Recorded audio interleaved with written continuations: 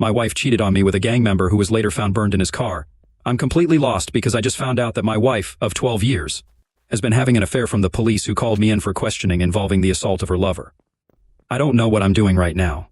I don't know if this is the right sub or even if I should be posting this, but I don't have a clear mind right now, and I'm here to ask for some direction. I've been married to my wife for 12 years. We have an amazing 11-year-old son. Until last night, I thought we had a good marriage. I thought I was always really good to her. We have no money problems, no intimacy problems, and I have never taken her for granted. I honestly wake up every morning and thank God she's my wife. Now I don't know what to think. I got a call from my local police department as I was getting off work yesterday. They asked if I could come to the police station as soon as possible. I panicked. I asked if something had happened to my wife or son, but they said not to worry, just to get to the station as soon as possible. When I got there, they put me in a room with a table and some chairs. They asked me my name, which I gave. Then they started asking all these questions about a guy my wife works with. I haven't seen or spoken to this guy literally since December of 2019 at my wife's company Christmas party. The two officers kept asking me things like, how long have you known and how did you find out? The only answer I could give was, what are you talking about? After about an hour of this, I just stopped answering their questions and kept asking where my son and wife were and if they were safe. We just kept going around and around until after about 2 hours on and off because they would periodically leave the room for 15 to 20 minutes, then come back and start it all over again like some cheap cop show. The last time they came in, the cop handed me a tablet and showed me a video of my wife and the guy from her work having sex. I don't remember much right after that. I just remember screaming, "What the F is this?" over and over again. I had a full-blown panic attack right there in the middle of the police station. The police had a paramedic check me out, and he said my blood pressure was something like 170 over 110. He wanted me to go to the hospital, but I refused and said I need to find my wife and son. After I calmed down, the officers explained that the guy in the video had been having an affair with my wife and apparently several other women. He had been found that morning in his driveway, beaten, raped, and set on fire. He was still alive, but in critical condition, and they didn't know if he would make it. His wife had given them permission to go through his phone and computer, and that's where they found the video of my wife. They asked me where I was that morning, and I told them the gym, then work about 10 minutes from the gym. At that point, they said I could go, but that I might not want to stay at my house because they didn't know if his affair with my wife could be why he was attacked. They also said my wife wasn't the only person he was having an affair with. That's when I rushed home. My son was staying with our neighbors, so I got him and went home. We packed some clothes and his laptop for school. I grabbed my gun and we headed to my parents' house, 45 minutes away. I still haven't heard from my wife. Her phone is going straight to voicemail. I've called the officer who gave me his card, and he said she is at the hospital with the guy she's been cheating with. I'm sitting here in bed with my son on one side of me and my 38 on the other. My dad is sleeping in his chair in the living room with a shotgun across his lap, and I've not slept in over 30 hours. I don't even know where to start. Anything would be helpful right now. Any advice or ideas? I'm in a fog. Ask for advice and ideas. The community will respond. The sound of cat goes first. Well, this is pretty wild, but not uncommon. I believe you know the answer to this one, but it just seems so, what the F right now, to break it down. Wife cheated on you. Guy gets beaten up to an inch of his life. Police question you. Tell you your wife is having an affair. You blow up righteously, frantically call her, want her to answer. She hasn't answered you nor called you at all, is at the hospital with the guy she cheated on you with. What you need to do is, instead of having a 38 in your hand, you need a phone in your hand. Get a divorce lawyer and have these police officers properly document how she's with the guy she cheated on you with, and get evidence of that sex tape they made. This will be uncontestable evidence that makes sure she won't get jack crap when you divorce. You'll be glad you did this. This will also help with custody arrangements down the line as well. I know it's a hard pill to swallow, but she doesn't love you. Imagine the love of your life in the arms of another man who treated many women like his toys. You heard it firsthand how many women he fed over. She was worried about his safety over your own. I know you're hurting very much, but realize that if this gets really messy, divorce-wise, your kid will literally be shattered beyond belief. It's your duty to bring this horrendous BS to a swift end, so she can't raise hell back. I hope you'll get a good night's sleep soon, both for you and your kid. It sounds like you're all he has, besides your parents. EOP replies, yeah, my parents are up now, and my mom has been in to check on us. I think what you said is the best plan at this point. I don't even want to know any more than what I found out yesterday. I'm sick and disgusted by this whole situation. 14 years together down the drain, but I got my son out of it, so it was every bit worth it. Complete entry says this, get a freaking lawyer. These cops already like you for a suspect. Practice your fing right to remain silent. Do not even go into the effing interview room again. They were trying to walk you into a confession here. Yikes, yes, definitely lawyer up. It sounds like a nightmare. Of course, the police questioned you that way. The comments aren't wrong when they say they definitely suspect you. They were trying to get you to make a false confession. This is an absolute dumpster fire, and what a terrible way to find out that your wife was cheating.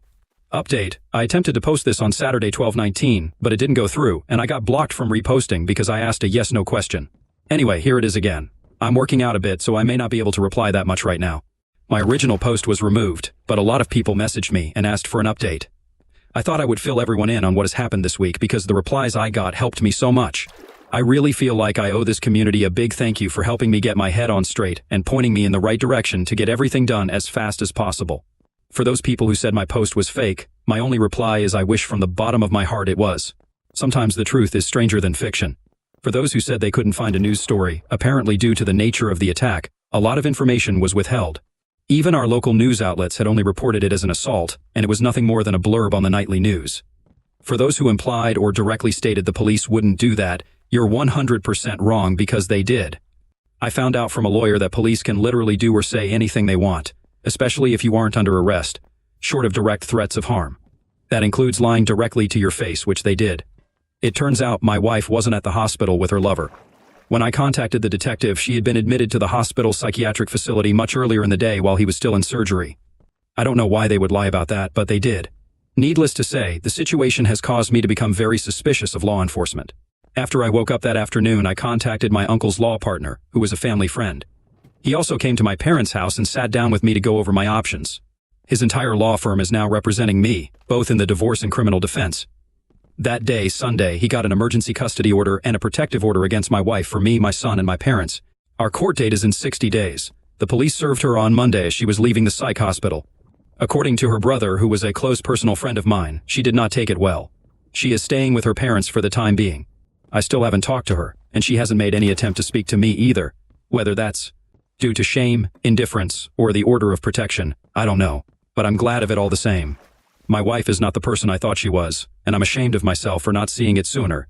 I had to tell my son something, so I decided to tell him the truth, age appropriate. Literally, the first words out of his mouth were, "Please don't let mommy take me away." I asked him why he would say that, and from what he tells me, my wife has been treating him very badly when I wasn't around, and told him if he told me, she would take him away and my son would never see me again. She has been emotionally torturing our son, and I was too blind to see it. That wrecked me more than the video, to be honest.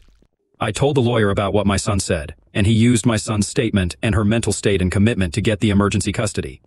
I had contacted his school for therapy resources, and he will start therapy after the first of the year.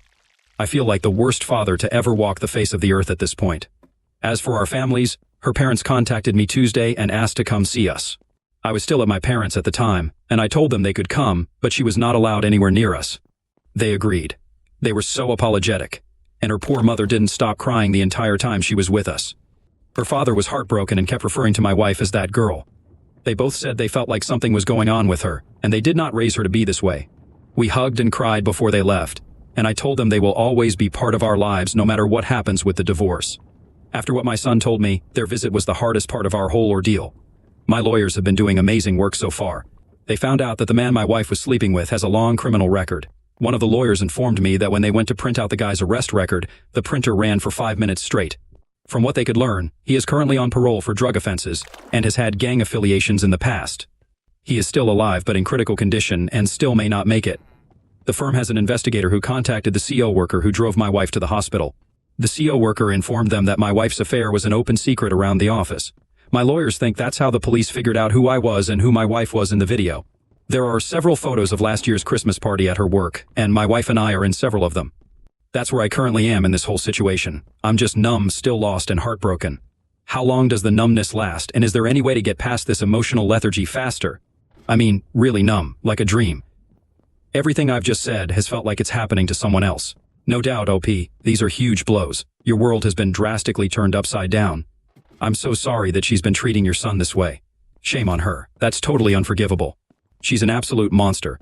You should be lucky you weren't the one burnt up in a car. Yikes. Update, sorry for the novel, but I just needed to vent and get this week off my chest. I will start off again by saying thank you to everyone who replied to both my original post and my update. This sub really did help me so much. If I didn't respond to you directly, I'm sorry, but I got so many messages I can't keep up with them all. First, my son is doing so much better. He started therapy the first week of January, and the difference is already noticeable.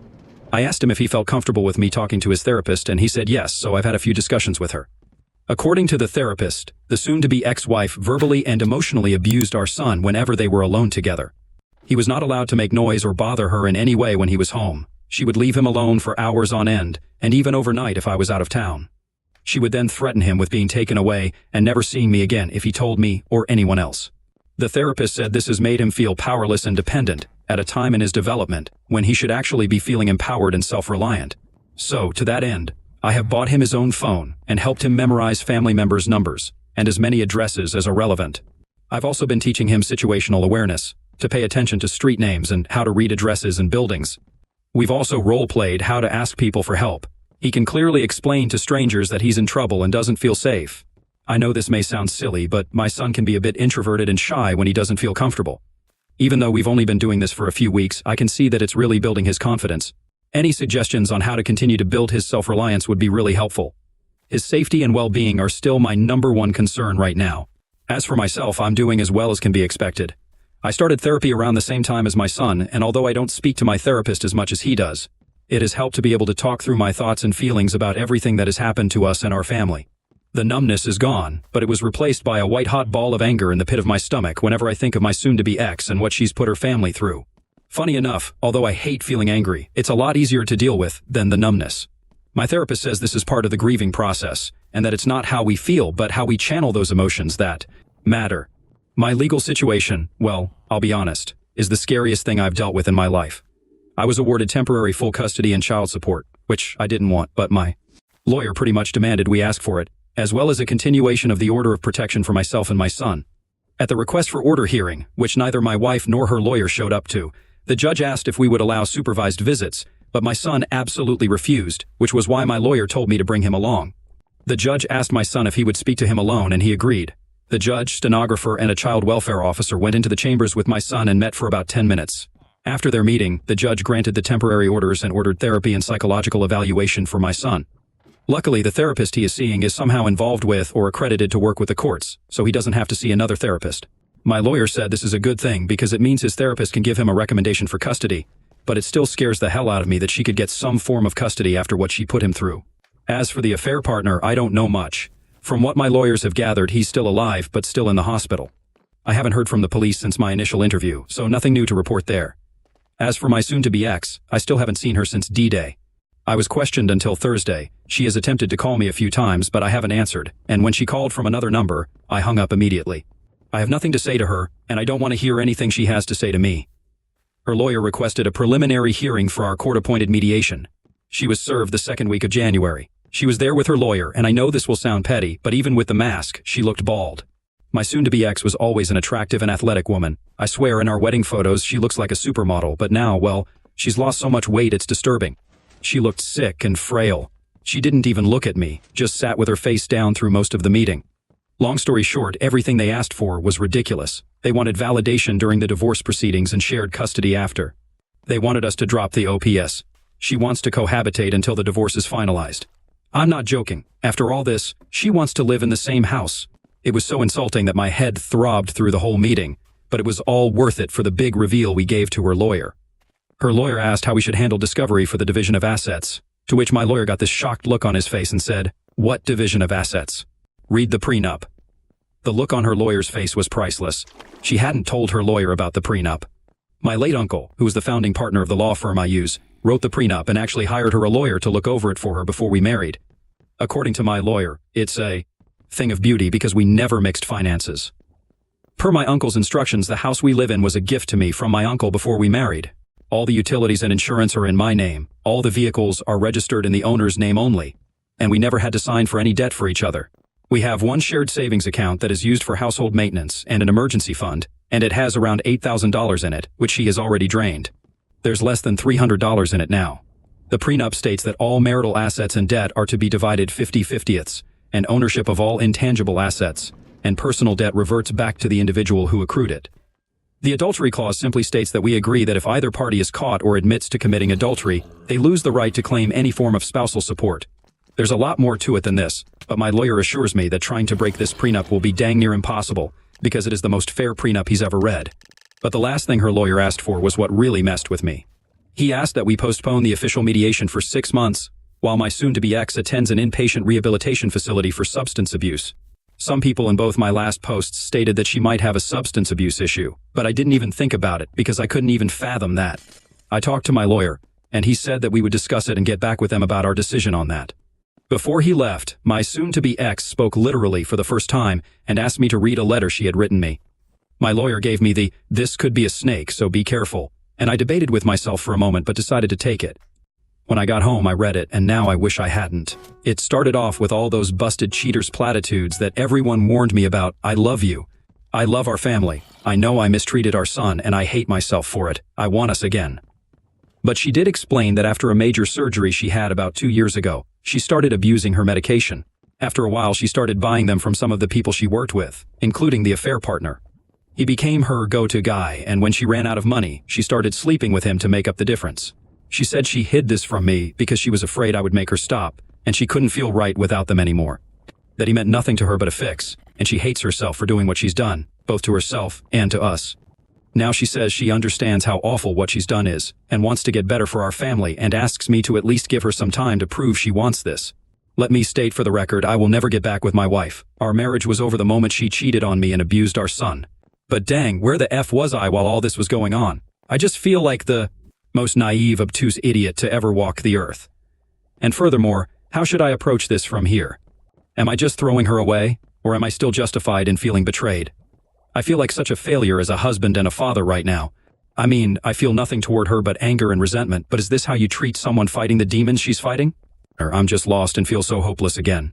Anyway, any advice would be much appreciated. Here we go with the advice from the community. Dr. Barnow will start this off. So, I work with addicts every day. Most of them, like your wife, become addicted through medical reasons. Most of them do not abuse their children. This is unforgivable, and addiction does not explain that. Lion Timmer 74 wants to add, what an utterly tragic story in so many directions. That poor kid. Marcellin says, I hope he stuck to it and proved never to go back there with her. That poor baby. Goner says, wait, why did the cops have a sex video on a tablet ready to show up? Huh? Is that explained later on? Edit, they found it in the guy's electronics and loaded it up to show during questioning. This sounds crazy. Also, anyone reading, for F's sake, ask a lawyer. Lucifel chimes in, got as far as the lawyer bit and went, nope. If the law firm is big enough to have both a family law and a criminal law division, they are too big for the entire firm to be representing a family friend for free. I don't care how good of a friend the dude's uncle is. I think what's best is for you and your son to have nothing to do with this beast of a woman. Honestly, these people have a way of totally manipulating you into seeing what they want you to see. It's a shame that your son was so scared to talk to you about the truth and how he was being treated. You should absolutely not feel like you're throwing her away when she treated your son like that. She deserves no sympathy whatsoever. What she did was child abuse. You should run far, far away from her and protect your little boy from her at all costs. And just because you didn't see it doesn't make you a failure, it just makes what she did all the more wrong. Everything she wrote to you in that letter was BS, and it should be burned to a crisp, just like her affair partner was. I said it. What about you? What are your thoughts on this? Thank you for joining us today. Like, subscribe, and hit that notification bell so you don't miss out on our next video.